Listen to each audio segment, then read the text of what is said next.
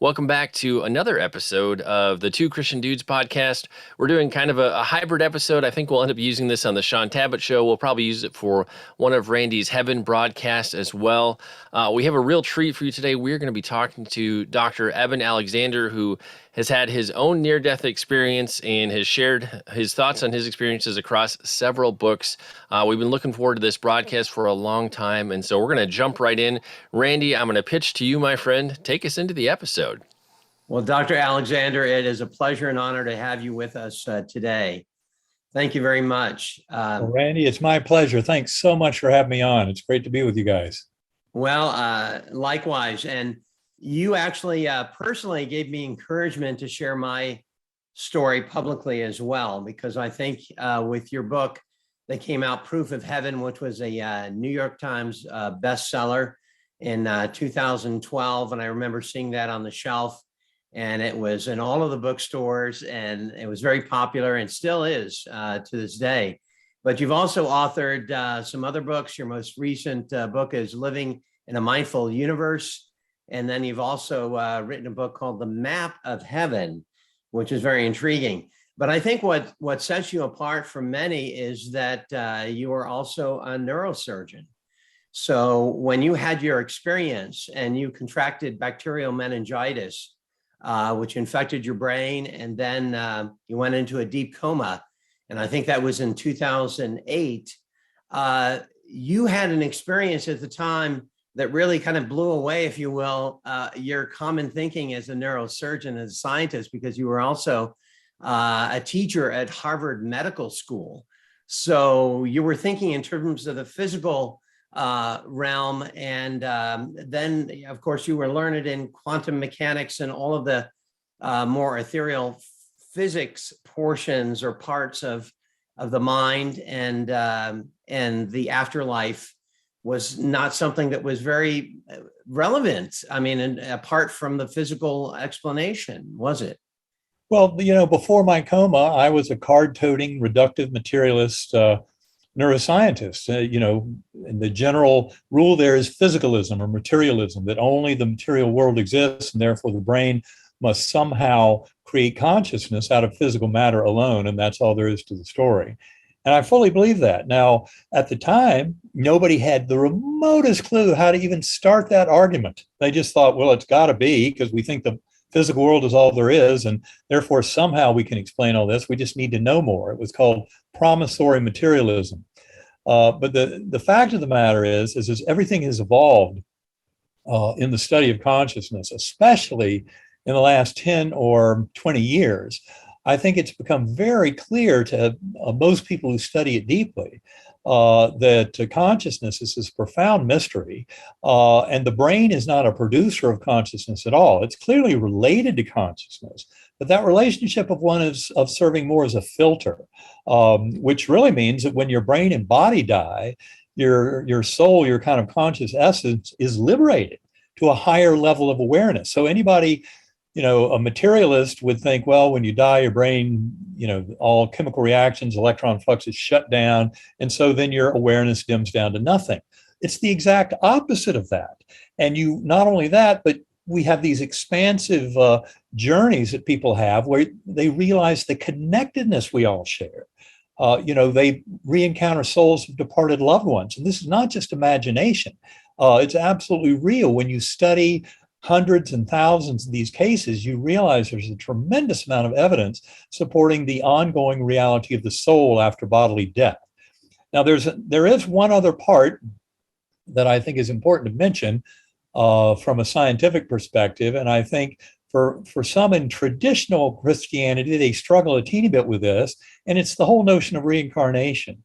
But the reality is some of the strongest scientific evidence we have for the eternity of soul and for this connectedness of souls really comes from the scientific literature on reincarnation. And it doesn't take away in any fashion the deep and profound messages of Christianity and other great faiths about the afterlife and about our oneness, how we're bound through love and all of that. It simply expands our mission into a much greater universe where, in fact, our souls continue in these incarnations coming back in this process of refinement and grace. So it's not really the notion out of, say, some religious traditions. Some people would interpret Buddhism as saying reincarnation is there, but that the whole goal is to get off that cycle of reincarnation. But in fact, as we explain in the map of heaven, I think pretty extensively, this is really all about grace. It's about a connection with God, an understanding of a loving,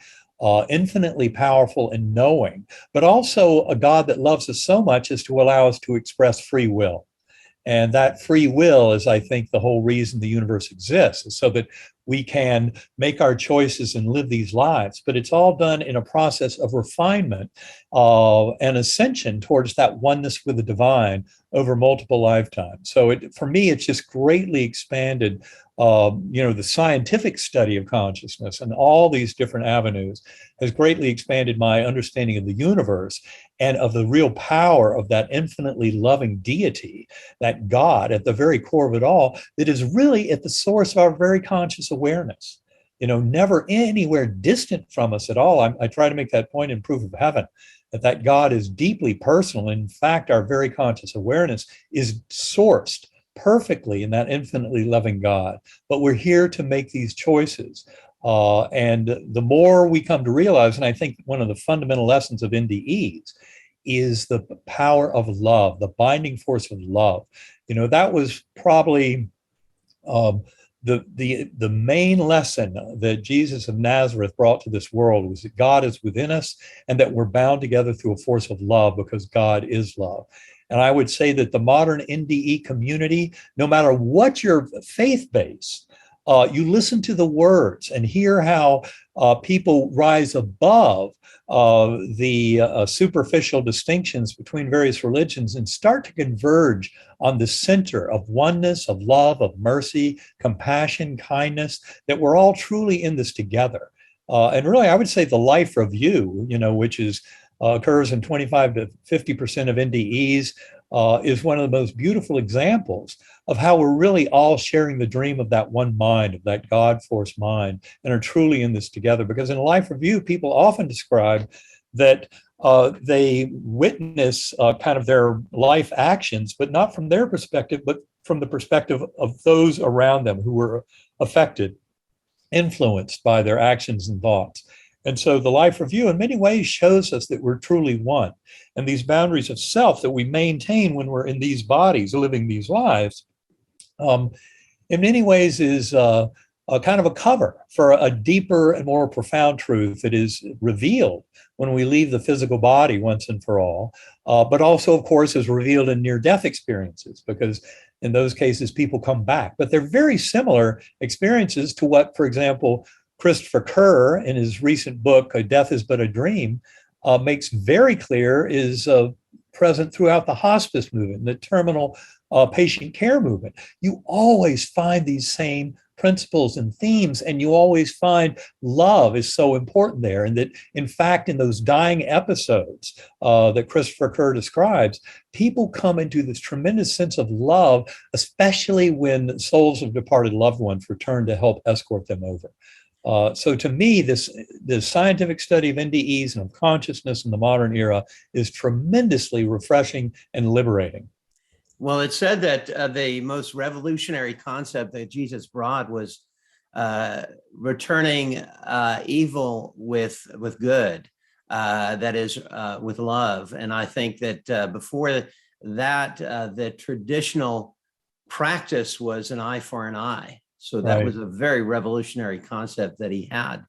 You had in your own experience, Dr. Alexander, kind of a dichotomy of experiences initially when you fell into a deep coma, and yours was meningitis, that E. coli, as I believe it was, which is generally an infection that I believe that children realize and not adults.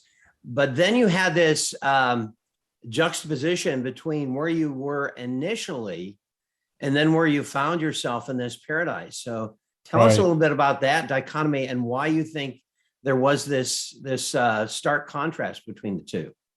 Well, it's fascinating. I mean, my journey, I would say, for one thing, it's important to point out to people, near-death experiences have a tremendous amount of commonalities that suggest a common realm and common journey.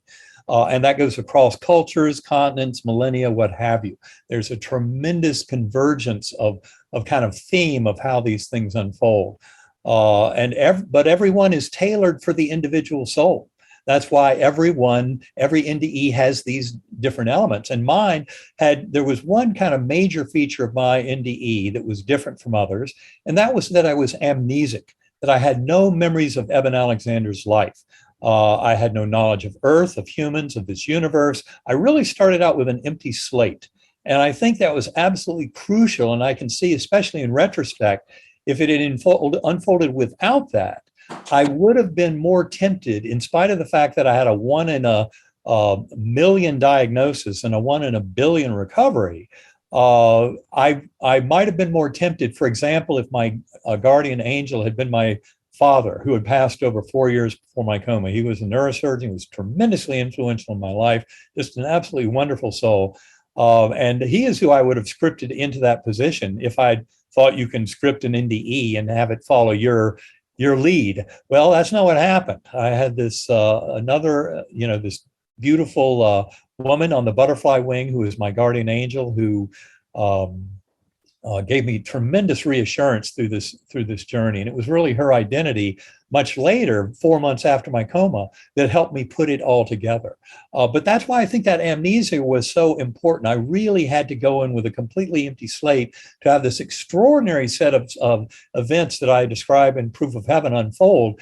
And that's what really gave me the evidence when I came back that it was absolutely real. It seemed way too real to be real, as I told my older son, majoring in neuroscience at the time. I mean, to me, and my doctors, remember that this amnesia lasted after I came back to this world. In fact, the amnesia was so severe when I woke up from coma on day 7.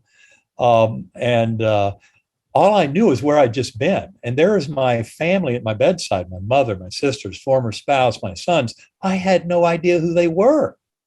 And it was, but those personal memories and language all came back within hours and days. All my semantic knowledge of neurosurgery, physics, cosmology, came back over about 2 months. But that was an extraordinary period of return of memory. The other thing it showed me, of course, is that memories are not stored in the brain at all. And scientists have suspected that for a long time, but it is such a fatal nail in the coffin of materialist science, neuroscience. When you say, well, guess what? Memories are not stored in the brain, that it's one of the last things to be let go of by the materialist neuroscientific community. But it's crystal clear that our brain serves as a transceiver, as a mechanism of accessing that God force, that mental layer of the universe, but it doesn't create it. It's simply a filter. But kind of getting back to your question, my journey very briefly, in the NDE, it started in what I call the earthworm's eye view, a very primitive course on responsive realm. And if my journey had ended there, I would have had a hellish NDE. About 3 to 5% of NDEs are described as disturbing or difficult. And don't misunderstand that. They're still very transformative in a positive way. Just that I think some people, especially if they've been very greedy or selfish, they can have a life review that can be, unpleasant because of the way they've treated other people. That's one cause of kind of the hellish NDE. I think there are other causes too. It has to do with various aspects of a soul's journey. But anyway, it didn't end there. I ascended up through this brilliant portal of light that was associated with music, perfect musical melody. It led me into what I call the Gateway Valley, which had a lot of Earth-like features, but it was like Plato's world of ideals. It was a perfect realm. There was no sign of any death or decay. I remember all this lush plant life down below this meadow and surrounding forests, and there were thousands of beings in simple garb, dancing, joy, and merriment everywhere. Incredible festivities. And it was being fueled because up above were these swooping orbs of light, angelic choirs emanating chants and anthems and hymns that would just thunder through my awareness. And that is what actually then allowed me to ascend to higher and higher levels. Now, I've already mentioned that in that Gateway Valley, with the earth-like features, with all this festivity going below, the dancing and merriment, I was a speck of awareness on a butterfly wing. Millions of other butterflies, and I wasn't alone. There was a beautiful young woman beside me. She was my spiritual guide.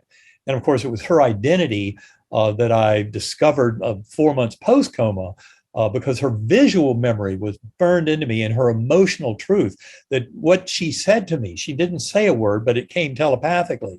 This beautiful message: you are deeply loved and cherished forever. You have nothing to fear. You are deeply cared for. And another thing in Proof of Heaven that I mentioned at that time as her message was, you can do no wrong. And that statement, the way I put it in Proof of Heaven, people misunderstand. Because I knew in the light of that realm, in the love of that God, and in that force of all the beauty I was witnessing, what you can do no wrong means is that we go towards that light. And the more we evolve as spiritual beings, the more we come close to that God of love and compassion and mercy and kindness. And so life is really an adventure of having free will, because God loves us so much as to give us that free will, but allows us that freedom of choice. And that's where this all becomes very beautiful, because we can make the choices we want to make, but we will face repercussions. We have responsibility for our choices. The more they hew closely to that notion of love for others, for compassion, for taking care of the least, the last, and the lost, for really caring for all of our fellow beings, the more direct is our pathway towards ascendance in that mode. But we have the freedom to choose otherwise. And if we do so, we simply learn, either in this life or in that life review. As I said, if you've been treating others poorly through your life review is not going to be a lot of fun, because you'll be on the receiving end of all that.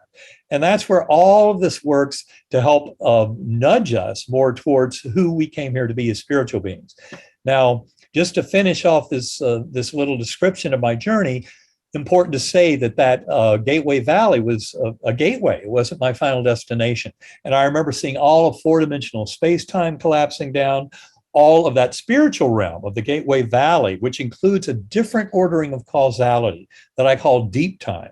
And deep time is kind of that outer objective view of our lives, where we can see our whole life in a life review, because we're no longer constrained by the confines of what we view as earth time, which is part of the fiction.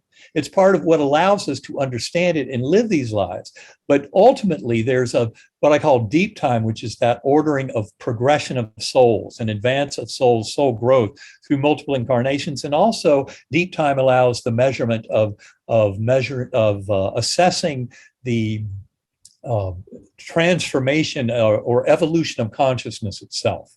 Like Pierre Teilhard de Chardin mentioned in his book, Phenomenon of Man, that's actually what's going on here, is this evolution. And so in the next level of my journey, what I call the core, which was kind of my ultimate destination in my NDE, coming into the presence of that infinitely loving God force, becoming one with the God force. And that's where there was a beautiful orb, brighter than 1,000,000 stars, that I saw as this translator, interpreter, that kind of helped me to navigate this core realm, but ultimately in that realm becoming one with all, where all dualities are resolved, masculine, feminine, good, bad, dark, light.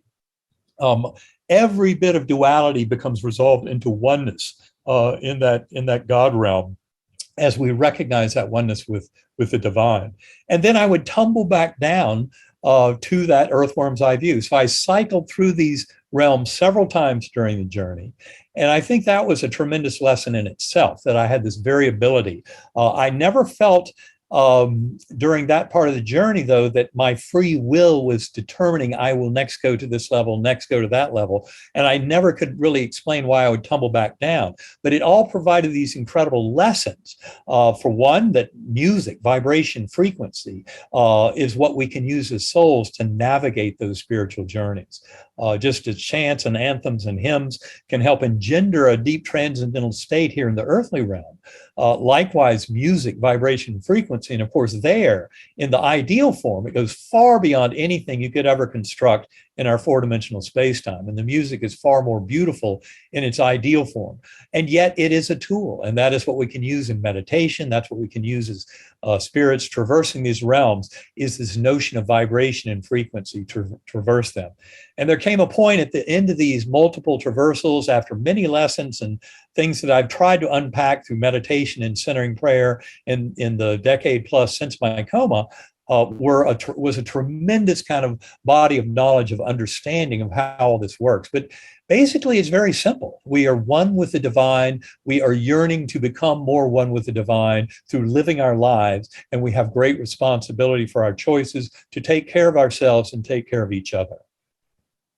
Well, Randy, if you don't mind, I'll jump in and ask a question. We didn't talk about it ahead of time, how we were going to go back and forth. So I'll assume the pattern is per normal. I think it's almost intuitive now, Sean. Yes, it's ingrained. One of the things that struck me about your story, Dr. Alexander, is you were told early on that you weren't going to be staying. Many of the folks we've talked to, they don't want to leave their heaven experience. They're sad if they're told that they're going to be going back. Some people have even been given a choice. Talk to us a little bit about at what point you were aware that you weren't staying in this heaven experience. Well, I'd come to believe, as cycling through those three levels multiple times, I'd come to believe you're not here to stay in the core simply meant fine. So I go back down to the earthworm's eye view. I had learned that by remembering the musical notes of the melody and repeating them in my mind, that would conjure up that light portal, that kind of wormhole that led me up into the Gateway Valley. So just knowing the music that I'd heard the first time around and remembering it allowed me to traverse back into that. So I was not worried about this, you're not here to stay in the core, because I knew that these realms were just incredible for lessons and understanding and learning. But I had not yet glimpsed that there was that earthly realm that I would actually go back to as a soul. And that's what was in the process of occurring. And I remember towards the end of my NDE, when I finally tried to conjure up that portal out of the earthworm eye view, and it didn't happen, I realized now, okay, they weren't kidding. I'm not there to stay. I'm going back. But what in the world does all this mean? And where am I headed? And that is when I had this vision I describe in Proof of Heaven of the thousands of beings going off into the mists around me. And many of them were with heads bowed and arms up like this. Some had hoods, some were holding candles. And there was this murmuring energy coming from them. And the thing that amazed me so much was, even though I was down in that murky earthworm eye view, which had originally seemed such a foreboding realm, now with this energy coming from all these beings, it elevated me. It was filled with love and kindness, compassion, connection. And it was very reassuring. And it was then in that environment that I then saw 6 faces that bubbled up out of the muck. And they were very, very important because they were the faces of people who were, 5 of them were physically present in the ICU room the last 24 hours of my coma.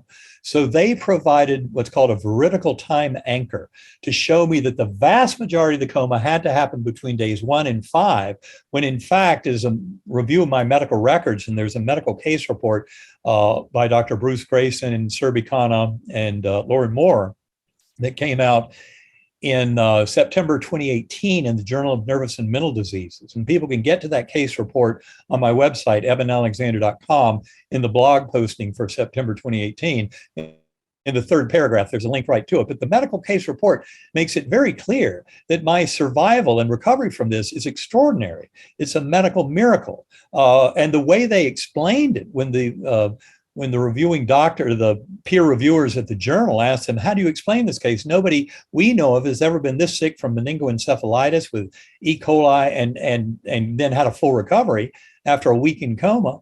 And they said it's because he had the NDE that he was able to have that kind of miraculous recovery. So it's no longer a miracle. It's just an expectation of having that spiritual connection.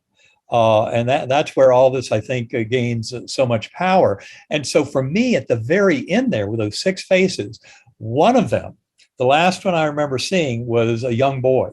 And of course, this was day 7 of coma. The doctors had just held a conference with my family saying it was time to let me go to stop the antibiotics, that I'd started the week with a 10% chance of survival, but I was now down to 2% with no chance of recovery. So they recommended just letting me go. And my son Bond, 10 years old at the time, was just outside the door, overheard all that. And he knew that was horrible news. So they tried to protect him from the worst news all week. He came running down the hall into Major Bay 10 in that ICU. He pulled open my eyelids. I was there on a ventilator. I'd been on a ventilator for 7 days now. One eye looking over there, one eye down there, neither pupil responsive. Those people in medicine will know that's a horrible, horrible picture. And I promise you, I did not see him with my eyes. I did not hear him with my ears, but he was pleading with me, Daddy, you're going to be okay. Daddy, you're going to be okay. As if somehow that would make it so. And even though I didn't understand the words, he was the sixth face that I saw in that vision at the very end. And he was the reason I had to come back. His name is Bond. That's an amazingly great name, for someone who bonded me to this world and brought me back to this reality. And even though I didn't recognize him as my son, I had no idea who this was. I didn't even know what a son was in that sense, but he was pleading with me. I knew I had to do something. And I didn't understand the rules of this place. So far, the entire journey for the week, I'd had no fear, because I had no memory, and therefore I didn't know things could be any better than any of this. And of course, there had been the extraordinary beauty of the journey in the gateway and in the core realm, just extraordinary, just beyond description. The love, the compassion, boiling in that ocean of love, that incredible sense, bathing, I should say, just an incredible sense. And yet now here was this need to come back to another realm that to me was still quite a mystery. But that's why I came back to this world, was a sense of responsibility for Bond. And of course, I've come to realize that there's much more to my coming back to this world, but that was in the moment of the NDE itself. That was the reason for my return. Hey, Randy, I'd like to pull on the thread of the six faces for just a moment more, if you don't mind. I recently did an interview about people traveling in the spirit, and so the additional face of somebody who wasn't in your ICU room, that stuck out to me in your story. Tell us a little bit about your friend Susan also being one of the faces you encountered. That's a unique element to your story. I don't think we've had this in an NDE before. That's an absolutely beautiful part of the story. And a little backstory is I first met Susan Renches in freshman English class at UNC in 1972. So that's how far back we went. Although we were friends then, we knew each other in early college, but then our pathways split for a long time until more into the 80s, when I was married at the time, and my former spouse was teaching in Raleigh, and she co-taught with Susan. They got to be very good friends. Now, it turns out, though, that Susan had a lot of channeling experiences when she was young. She'd have these profound experiences of connections with others through the mental space, the kind of thing that before my coma, I would have said, channeling, that's nonsense. Don't talk to me about that. Well, guess what? Susan showed me channeling's very real, because deep in my coma, one of the faces was Susan. And it turns out, I found out in the days after I came back to this world, that Susan had written a book called Third Eye Open. It was about her channeling experiences. And in that book, she talked about helping people who were in deep, trouble medically, and a lot of them were coma patients. And she would go into this meditative trance state, and she would communicate with them, and she would try and usher them in the right direction to help them come into healing. And that's exactly what she did with me. It turns out, when I was deep in coma, not only was my former spouse Holly there at my bedside, but also her very close friend Sylvia White.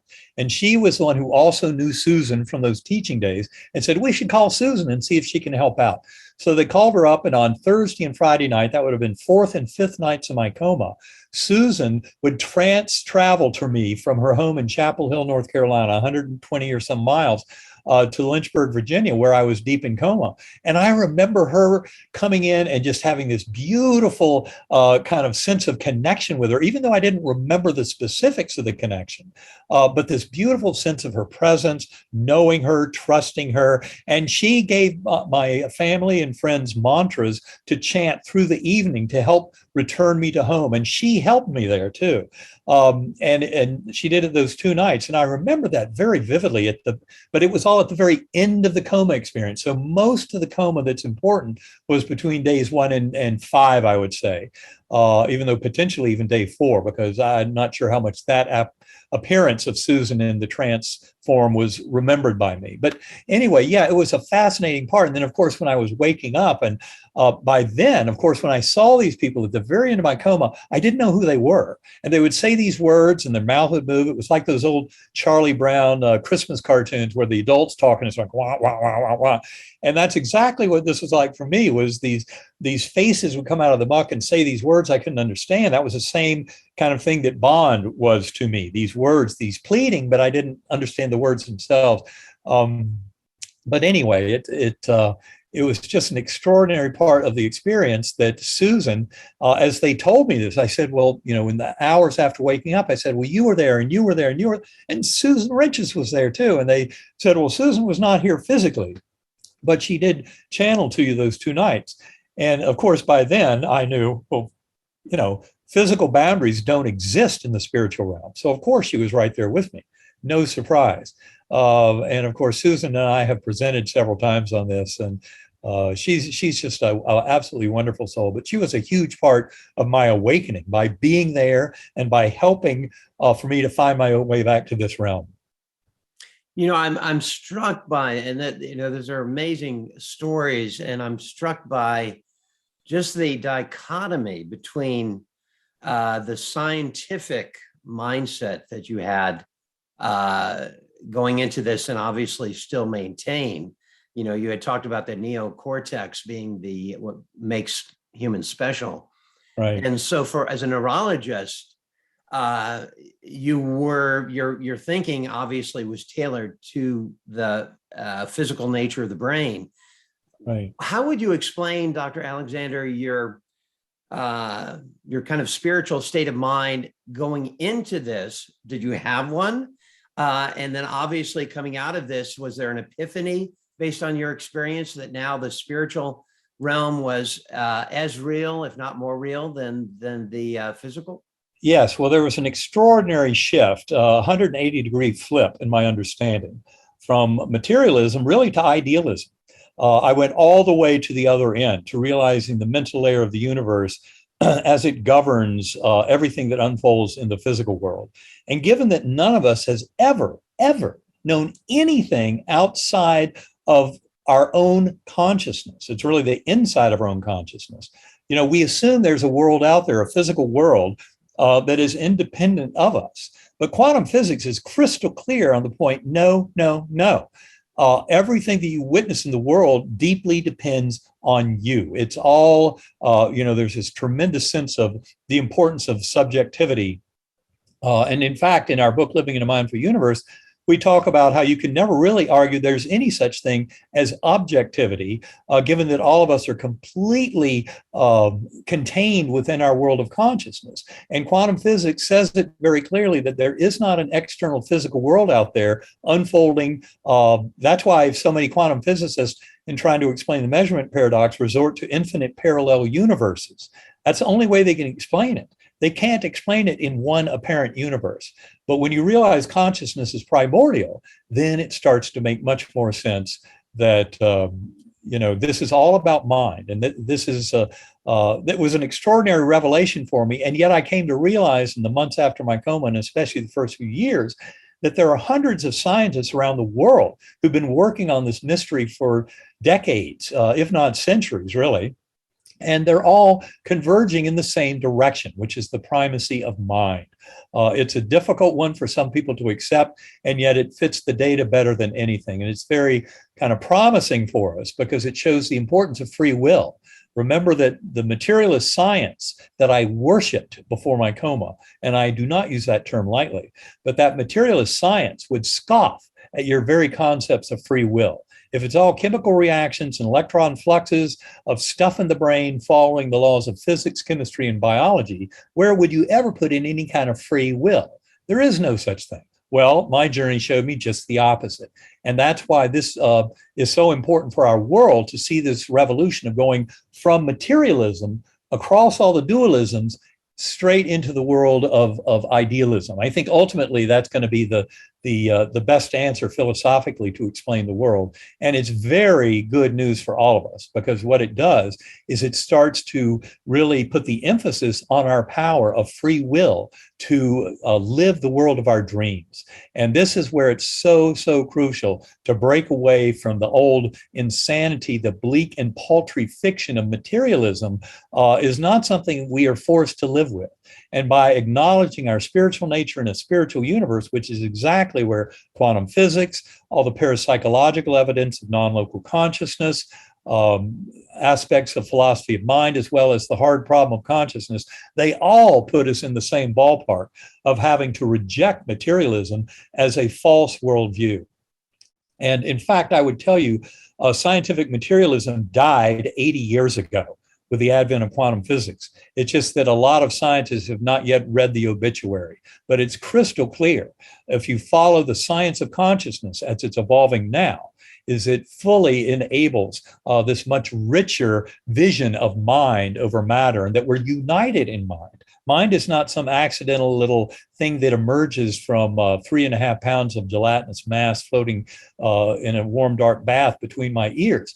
But consciousness is the awareness of the universe, and it's something that sentient beings get to share with the universe. That's the real magic of this. But it also brings great power to us in our abilities to heal. I mean, medical science has been amazed by placebo effect for more than 6 decades. You know, it's the gold standard whenever we look at any new medical treatment to assess it. And if you ask Big Pharma, they hate placebo effect because they know that our thoughts, beliefs, and attitudes have a tremendous role in healing.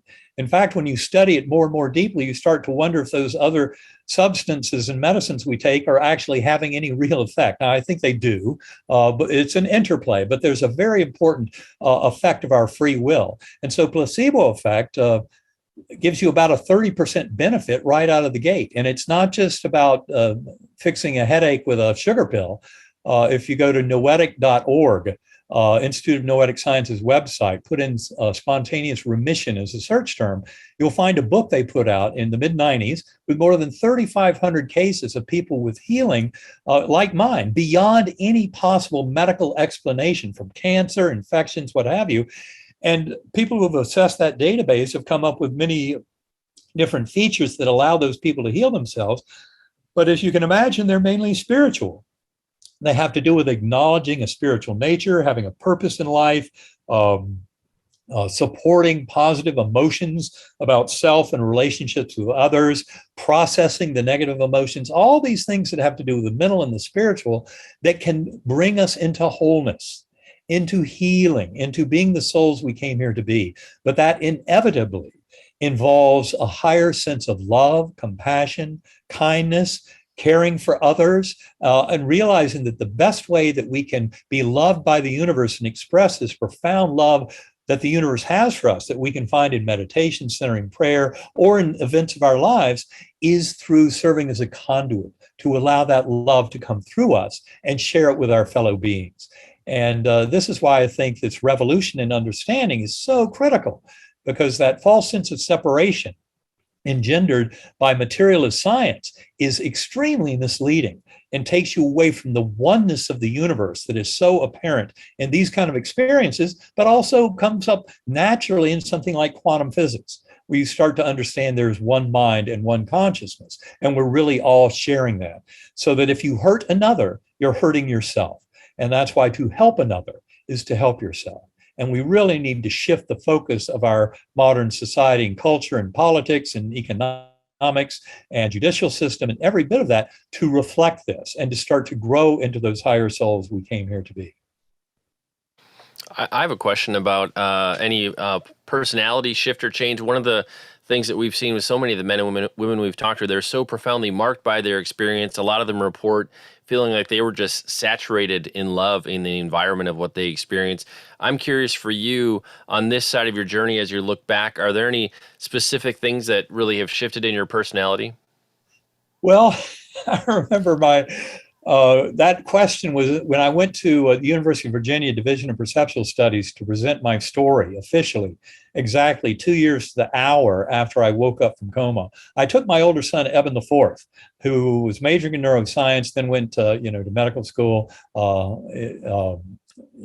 in osteopathy. And but anyway, when Bruce Grayson asked him, "Has your father changed at all?"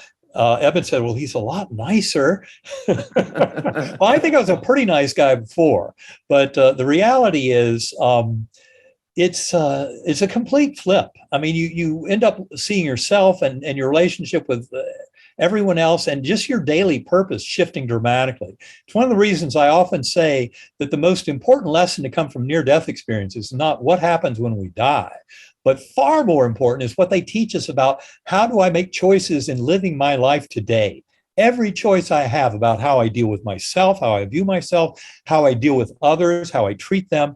When you see us all as sharing the dream of the one mind of that God force, and you see everyone trying to do their best, and you realize that love has the power to overwhelm any of the kind of hatred and violence and conflict and manipulation that we see in our society, this incredible sense of love. I mean, this is an ancient lesson.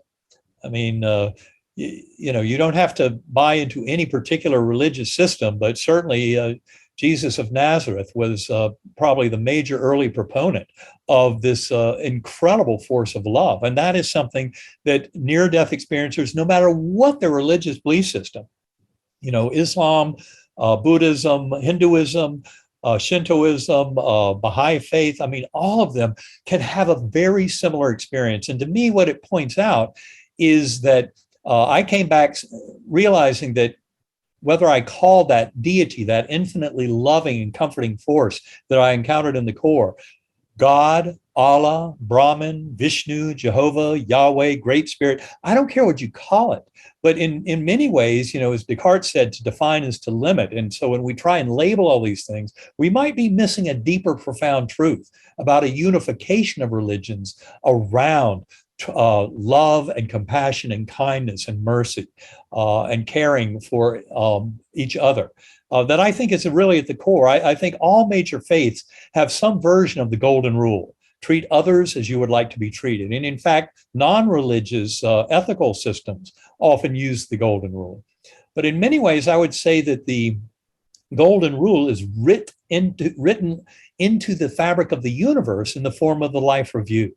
That's where, as we said, thousands of years across all cultures, et cetera, life reviews have a tremendous commonality of showing us that we're in this together and that we're one with that God force. That's why people can bathe in that ocean of love so deeply on an NDE and come back transformed by that experience because it is so powerful and it's right at the essence of who we are. But this is why sharing this lesson with the world is so important. And Ken Ring, who's one of the founding fathers of the International Association of Near-Death Studies, IANDS.org, and I would encourage people to visit that website. But he wrote 30 years ago about how when people just know about NDEs and hear about them, read about them, all of the goodness of NDEs rubs off on those other people, and it helps them too. So you don't have to have an NDE just to know about this, to understand that people can have this extraordinary healing, coming into wholeness, love, and well-being through an NDE should help all of us to realize that the deep spiritual lessons can be very important because that is really what is necessary to gain those tremendous benefits. And those lessons are available to all of us simply by becoming more aware of all of this. One other resource I'll point out in this discussion, it's a book that I often endorse, is called The Essence of Religions. It's by Robert Koppes, Coppes, and it's a fantastic book. He's the head of IANDS in the Netherlands. And I wrote a foreword for the book. I highly recommend it. It basically discusses NDEs and how they inform our knowledge through the lens of 5 major religious systems, through Christianity, Islam, Judaism, Buddhism, Hinduism. And so I think it's a very valuable book. And he basically says, religions do a pretty good job of coming close to this, But at the end of the day, the more they can just focus on the purity of love, compassion, kindness, and mercy, then they're truly converging on the hardcore, concrete truths that emerge from the NDE story and community. You know, it's interesting that you say that, because oftentimes people will say, and I ascribe to this as well, that relationship is paramount to religion. And I think religious practices, and I, having been a former agnostic, I had tried to refute all of the major religions, basically. And what I discovered was the relationship portion of that with God was foremost, or needed to be foremost, because it seemed that the relationship aspect was being clouded by some of the more rote practices that were inherent in the religion itself. So I think, our audience being largely comprised of those who ascribe to the Judeo-Christian belief, many of them have felt scorned through religious practices.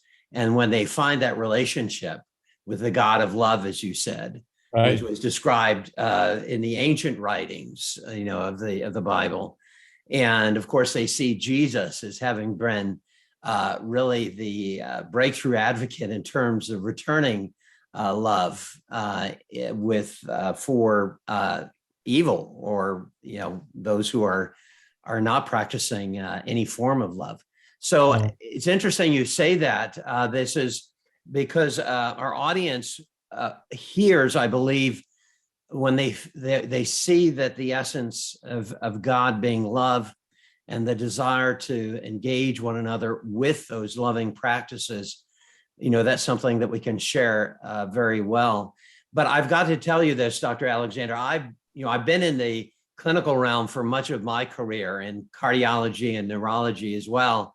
And so I've got to guess that you have not had the same level of receptivity in the scientific community globally that perhaps one might hope. Because have you gotten pushback from others in the scientific community? Let's put it this way: there was a little pushback, or has been a little pushback along the way. That generally came from people who didn't really know my story well enough. They, for example, Oliver Sacks and Sam Harris, some of them were responding to a Newsweek piece and not responding to Proof of Heaven itself. But the pushback was really from a big misunderstanding in many ways. And I would say the groundswell, the incredible, overwhelming response from scientists has been the thousands of physicians, nurses, physicists, engineers, scientists of all stripes who have contacted me, and with great gratitude for what I have brought to the table. Because for them, they knew there was something wrong with materialism. They felt there was a more spiritual aspect to life, and yet they weren't sure within the confines of the scientific literature in the current era how to make sense of that. And that what they saw was that I was pointing a very clear pathway forward. Now, it turns out that I work with scientists around the world on this. And in fact, if you go to GalileoCommission.org, for example, you'll find I'm on the advisory board there with more than 100 other scientists who've written. Harold Wallach wrote the manifesto on that website, GalileoCommission.org. I highly recommend people read it, but it's all about the evolving science of consciousness. This is big, powerful, fantastic, amazing news, because it has to do with resolution of the mystery of quantum physics, far deeper understanding of the mind-brain relationship and of human reality across the board. It's extraordinary. And so, and that group, Galileo Commission, now has more than 300 scientists who have signed on to support their manifesto. Now, there are other manifestos out there that are similar, that have been supported by hundreds of scientists. So in fact, the truth of the matter is I find far more support from the scientific community than these little pitches that say, this is nonsense, this is a hallucination. We know from science this can't happen. You were dreaming, but read the case report, read Proof of Heaven, understand the damage to my brain. That was not a brain that could have any detailed, rich, elaborate, incredibly interactive, set of elements like I experienced. That was the most real and profound experience of my life. And to pretend it was the chaotic, kind of accident of a few neurons that were remaining after this onslaught by the should have killed me bacterial meningoencephalitis is absolutely missing the rich essence of what so many of these stories are all about. That's why I think my particular story is so important to the scientific community, is because of the documented damage to my neocortex. I should not have come back from this according to the tenets of modern medicine. I should not have had any experience, much less the most extraordinary experience of my life, according to the tenets of modern science and neuroscience. And yet, there are many in the world of science who have moved far beyond those simplistic, false, and bleak kind of observations of materialist science. And that's where all of this becomes very exciting. And as I often say, this is about a unification of science and spirituality, because ultimately where we're headed is this profound truth of understanding objective idealism and the mental layer of the universe, and how that is what rules the show, and not any bottom-up physical causality. And this is a very important lesson for all the world. It's really undeniable to those who study this. And in fact, when you go back to Jesus of Nazareth, when he was saying the kingdom of God lies within, all he was saying is objective idealism is the way this universe works. And he knew it. He lived it. He absolutely gigantically brought it to this world thousands of years ago. And only now, at the pinnacle of decades of hardcore work in quantum physics and neuroscience, trying to come to a deeper understanding, we find that he was absolutely right on the beam. And of course, indie ears will tell you across the board, across all cultures, that it really is all about love and that binding force of connection. And we're connected within that mental realm. And the more we come to understand that and live it, the better a world we will have for all. I want to get in one more question here, Randy, before we wrap up. I want to make sure we bookend the story about you describe her as your guardian angel or the guide that you encountered in heaven. Tell us a little bit about how you found out who that was. Like, you didn't recognize the person, you didn't know the person, but later you found out that was somebody fairly significant for you.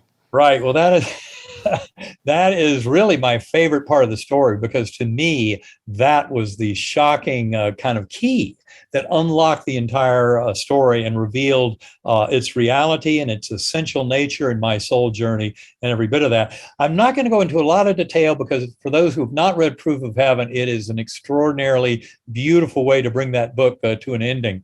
But I'll briefly kind of answer your question by saying I was adopted. That's a huge part of my story. In fact, I think much of my life was this kind of struggle of whether or not I was worthy of love. I think that influenced my relationships with people, and I struggled with it a lot. I was given up by my mother when I was 11 days old, and my father, the neurosurgeon, told me, you cannot possibly remember anything that happened to you when you were just a few days or weeks old. And I know now that he was wrong, that I did remember it. And I remembered it deeply. It was a smoking crater at the core of my life that I didn't even deserve to exist. Now, of course, I was very blessed in my life. I was adopted into a wonderful, loving family. I couldn't have, I'm not trying to cry any tears for poor little me about being given up by my mother at age 11 days. But I think it's important because all of us, in many ways, have a similar kind of sense of abandonment from coming into the physical world. We come in from the heavenly realms, from the realm of God and love. And then we have the forgetfulness. There's a program forgetting. We're not supposed to remember all that. And that's why in early childhood, memories of past lives and between lives are covered over. And that's for a purpose. We're to live these lives with kind of the knowledge of this life to learn these soul lessons in a very deep way. But to get back to your question, I was adopted. It was a huge part of my soul journey. And in fact, I had struggled with my kind of religious beliefs Early on in my life, I followed my father's lead. He was a neurosurgeon. He was very scientific. He was very religious. He had a strong belief in God. He had a little pocket Bible that I still have by my bed that he had in his pocket all during World War II through his service as a combat surgeon in the Army Air Force. In New Guinea, the Philippines, and then into Japan. I still have that little Bible. For him, Christ, God, prayer were beautiful. He used them all through his life. It never conflicted with his science. For me, growing up in the 60s and 70s, I wanted to believe everything I'd learned in that Methodist church growing up, but I wanted it in a scientific way. I wanted to know it scientifically. And so through my neurosurgical career, I had many doubts. And I must say, I then went into a dark night of the soul. And I talk about this in Proof of Heaven. I mentioned how I was looking, I'd given up looking for my birth family. I had accepted it all just fine. And then in 2000, my older son, Eben IV, was doing a school project in family genealogy. And he said, Dad, we have to find out more about your birth family. So I wrote another letter to the children's home. I hadn't done that in decades. And this was asking, is my mother out there? I thought she might be. And I got an answer back that shocked me no end. And that was, and I describe it all in the book, so you can read it there, but it was that my birth parents had gotten married and they had 3 children. So I had a full family out there. I'd always thought maybe I had a birth mother, but nothing else, but a full family out there. But the problem was they had lost their youngest daughter 2 years earlier, in 1998, and they were still grieving her loss. So the social worker, in telling me this story over the telephone, said, and they're grieving her loss, so it's not a good time to come back in their lives. Now, that was not true, but that was her quick, easy interpretation over a 2-minute phone call. And that sent me into a dark night of the soul for the next 8 years. I quit taking my kids to church, saying prayers with them at night. I would take them to church occasionally, Christmas, Easter, but I really fell away from my belief in God and in the power of love and all that. A year before my coma, things unfolded where I then did meet my birth family, October 5th, 2007, an extraordinary event in its own right. But that was all just setting the stage for my NDE, because it was a year later that I went into coma. And that's where I encountered that beautiful guardian angel. And I won't say any more right now, but you've hit the nail on the head. That to me was absolutely astonishing. And her message to me, that deep empathic connection from her very refreshing and liberating message, you're deeply loved and cherished forever. You have nothing to fear. You are cared for.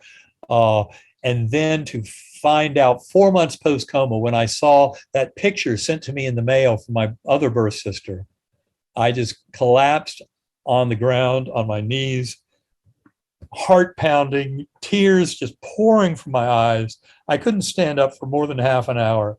It was the most extraordinary, beautiful gift. It still brings tears to my eyes. And it was absolutely beautiful. And Betsy, I'm paying attention, Betsy. I get it now. So she, my guardian angel, doesn't even begin to do justice to the value and the power that she brought to my life. Thank you for bringing that up and for honoring her memory.